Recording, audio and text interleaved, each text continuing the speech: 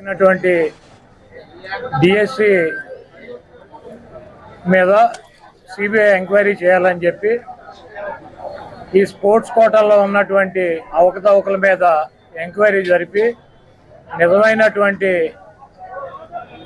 ఎవరైతే అర్హులో వాళ్ళకి ఆ ఉద్యోగాలు కేటాయించాలని డబ్బులకి అమ్ముకున్నటువంటి తెలుగుదేశం పార్టీకి సంబంధించినటువంటి నాయకులకు ఇచ్చినటువంటి దొంగ సర్టిఫికేట్లు ఇచ్చినటువంటి అభ్యర్థుల్ని తొలగించాలని చెప్పి రాష్ట్ర వ్యాప్తంగా వైఎస్ఆర్ కాంగ్రెస్ పార్టీ దాదాపు 4 నెలల నుంచి అనేక నిరసన కార్యక్రమాలు చేస్తూ వస్తున్నాం. దాంట్లో భాగంగానే ఈరోజు ఈ డిఎస్సికి వ్యతిరేకంగా రాష్ట్ర వ్యాప్తంగా వైఎస్ఆర్ కాంగ్రెస్ పార్టీ అన్ని నియోజకవర్గాల్లో నిరసన కార్యక్రమం పెట్టారు. దీన్ని కొడుకును కాపాడుకోవాలన్నటువంటి ఉద్దేశంతో చంద్రబాబు నాయుడు ఈ రాష్ట్రంలో ఉన్నటువంటి పోలీస్ యంత్రాంగాన్ని ఉపయోగించి అర్ధరాత్రి మా నాయకుల్ని ఇళ్లకు వెళ్ళి నోటీసులు ఇచ్చి మీరు కనుక ర్యాలీల్లో కానీ నిరసనల్లో కానీ పాల్గొన్నట్లయితే మీ మీద రకరకాల కేసులు కట్టి మిమ్మల్ని అరెస్ట్ చేస్తాం, మీరు ఎవరు కూడా వెళ్ళొద్దని చెప్పి పోలీస్ వ్యవస్థ మా నాయకులకి మా కార్యకర్తలకి ఫోన్లు చేసి బెదిరించినటువంటి పరిస్థితి రాష్ట్ర వ్యాప్తంగా ఉంది. ఇది ఒకటి గుర్తుపెట్టుకోవాలి. రాష్ట్ర ప్రభుత్వం పోలీసు వ్యవస్థతో ఆపేయగలము, పోలీసు వ్యవస్థతో ఏదైనా చేయగలము అనుకుంటే ఢిల్లీలో కేంద్ర మంత్రి విద్యార్థుల మీద దాడులు చేయించి ఆఖరికి రాజీనామా చేయాల్సినటువంటి పరిస్థితి ఏర్పడింది. మీరు ఎవరినైనా సరే ఎంత తొక్కి పెట్టాలనుకుంటే ఏ రకంగా బంధించాలనుకున్నా కూడా అది మీకు సాధ్యం కాదు. దయచేసి ఇటువంటి కార్యక్రమాలు చేసి వైఎస్ఆర్ కాంగ్రెస్ పార్టీ శ్రేణుల మీద కేసులు పెట్టి వీళ్ళని రెచ్చగొట్టి రేపు రాబోయే రోజుల్లో మీరు అధికారం కోల్పోయినాక మరి వీళ్ళ చేతిలో తీవ్ర పరాభవానికి గురవాల్సినటువంటి పరిస్థితి, ఇటువంటి ఆంక్షల్ని ఇంకా 10 నిమిషాలు ఎదుర్కోవాల్సినటువంటి పరిస్థితి ఉంటుంది. కాబట్టి ఇటువంటి పిచ్చి ప్రయత్నాలని ఆపాలని చెప్పి నేను తెలుగుదేశం పార్టీకి కూటమి ప్రభుత్వానికి తెలియజేస్తూ, మీకు నిష్పక్షపాతంగా చేశామన్నటువంటి నమ్మకం కనుక ఉంటే మీకు మీ వ్యవస్థలో సెంట్రల్ గవర్నమెంట్ మీరు కలిసి ఉన్నారు, మీ వ్యవస్థల మీద మీకు నమ్మకం ఉన్నట్లయితే చంద్రబాబు నాయుడిని సిబిఐ ఎంక్వైరీ అతని కుమారుడి మీద ఆదేశించాలని చెప్పి. రైట్. విజయశేఖర్ రెడ్డి గారు ఏమంటారు? చాలా రోజుల తర్వాత కొడాల నాని గారు అయితే కంబ్యాక్ చాలా స్ట్రాంగ్గా ఇద్దామని చూసినట్టున్నారు. ఏదైతే ఎవరైనా కూడా ఎక్కువ తొక్కి పెట్టాలని చూస్తే అంతకంతా బౌన్స్ అవుతారు. ఇది కొడాల నాని గారు మాట్లాడిన మాట. ఆయన గతంలో మరి మాట్లాడిన వ్యాఖ్యలకి ఇప్పటికీ చాలా డిఫరెన్స్ ఉంది. బాడీ లాంగ్వేజ్ కూడా మీరు గమనిస్తారు. టోటల్గా వైసీపీ చేస్తున్న ర్యాలీల మీద మీ అభిప్రాయం ఏంటి సార్? అంటే ఇప్పుడు కొడాలి నాని గారు మాడే మాటల్ని ఒకప్పుడు అంటే 2019-24 మధ్యలో మాడే మాటలతో పోలిస్తే ఈరోజు కొంత బెటర్గా ఒక రాజకీయ నాయకుల్లాగా మాట్లాడుతున్న పరిస్థితి. మేము ఇదే కోరుకుంటున్నాం. వైసీపీ నాయకుల నుంచి మీరు విమర్శించండి, మమ్మల్ని మాకేం అభ్యంతరాలు లేవు. మేము ఏదైనా తప్పులు చేసి విమర్శించండి, లేదంటే ఎక్కడైనా మీకు పలానా విధి విధానాలు బాగలేవు, లేదంటే పలానా పాలసీ బాగలేదు, లేకపోతే పలానా సమస్య ఉందని మీరు మాట్లాడతారని మీరు ఇప్పుడు అట్లా సార్. ఇప్పుడు కొడాలి నాని గారు ఒక మాట అన్నారు, మేము అందరికీ అక్రమ అరెస్టులు చేస్తున్నాము, అందరికీ నోటీసులు ఇస్తున్నామని. నేను సూటిగా ప్రశ్నిస్తున్నా, నిజంగా మేము అక్రమ అరెస్టులు చేసి అందరినీ ఆపితే మరి ఇన్ని ర్యాలీలు ఎలా జరుగుతాయి సార్ ఈ రాష్ట్రంలో?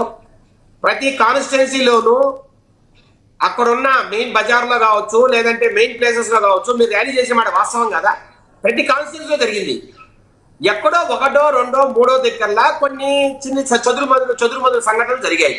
అక్కడున్న తెలుగుదేశం కార్యకర్తలు, వైసీపీ కార్యకర్తలు ఆటపాటం వల్ల, లేదంటే పోలీసులు కొంతమంది అక్కడ ఎవరైతే అసాంఘిక శక్తులు లేకపోతే రౌడీని చేయడానికి ప్రయత్నిస్తున్న కొంతమంది వైసీపీ లీడర్లని వాళ్ళని ఇంటికే పరిమితం చేయడం కావచ్చు, వాళ్ళకి ఏదైనా నోటీసులు ఇవ్వడం కావచ్చు, వారు రోడ్ల మీదకి వస్తే కొంత శాంతి భద్రతలు అదుపు తప్పుతాయేమో అన్న ఒక ఫీలింగ్ కావచ్చు. రకరకాలుగా ముందస్తు చర్యల భాగంగా పోలీసులు కొంతమంది నోటీసులు ఇచ్చారు. అంతా తప్పితే ఎవరినైనా అంటే వారి కార్యకర్తలు కావచ్చు, లేదంటే ప్రజలు కావచ్చు, లేదంటే వారి నాయకులు కావచ్చు, రోడ్ల మీదకి రాకుండా ఎక్కడైనా అడ్డుకున్నారా?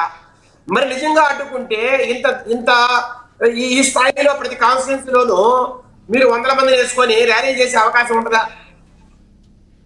మీరు అది ఆలోచించుకోవాలి వైసీపీ నాయకులు.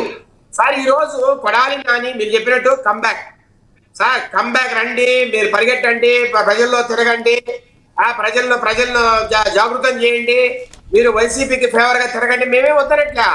కానీ దయచేసి బూతులు తిట్టగాకండి, లేదంటే నీచంగా మాట్లాడగాకండి, లేదంటే వారి తల్లిగారినో లేకపోతే వారినో అట్లా మాట్లాడొద్దని కోరుకుంటున్నాం మేము.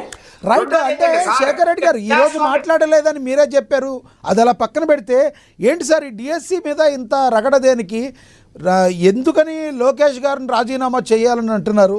దీన్ని ప్రజల మీద ప్రేమ అంటారా లేదంటే తన సొంత ప్రయోజనాలు అంటారా? వైసీపీ పార్టీ రకరకాల మాటలు వస్తున్నాయి. దీనిలో ఏం జరిగింది అసలు?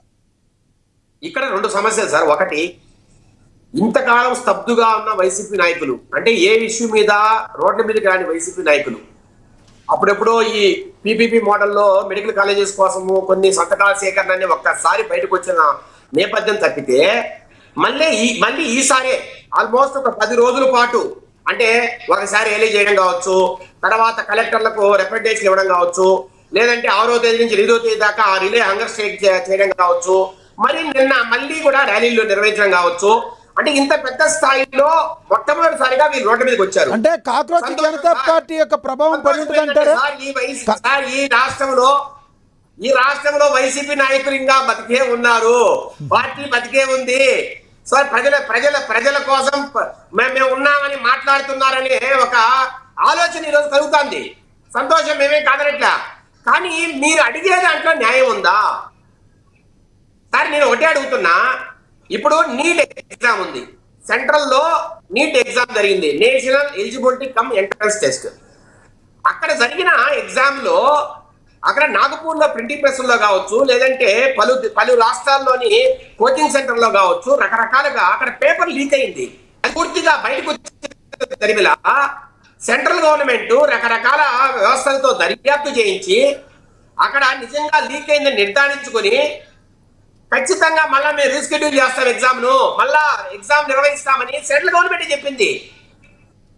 కానీ ఇక్కడ ఎక్కడైనా ఏమైనా జరిగిందా సార్? సెంట్రల్ గవర్నమెంట్ లో అక్కడ లీక్ అయింది కాబట్టి వారి మీద జెన్సీ కావచ్చు, లేదంటే యువత కావచ్చు, లేదంటే కొన్ని లక్షల మంది ఎవరైతే అక్కడ ఎగ్జామ్ రాశారో వాళ్ళందరూ తిరగబడ్డారు. ఆల్మోస్ట్ ఒక 20 మంది అక్కడ నీట్ ఎగ్జామ్ రాసిన పిల్లలు ఆత్మహత్య చేసుకున్న పరిస్థితి, వాళ్ళంతా చనిపోయి వాళ్ళ బాధల్లో ఉన్న పరిస్థితుల్లో దేశం మొత్తం ఉద్యమం నడిచింది.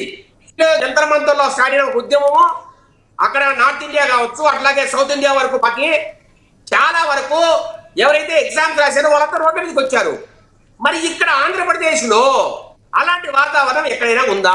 నేను సింపుల్ గా అడుగుతున్నా సార్. అసలు సార్ నోటిఫికేషన్ ఇచ్చింది ఎప్పుడు సార్?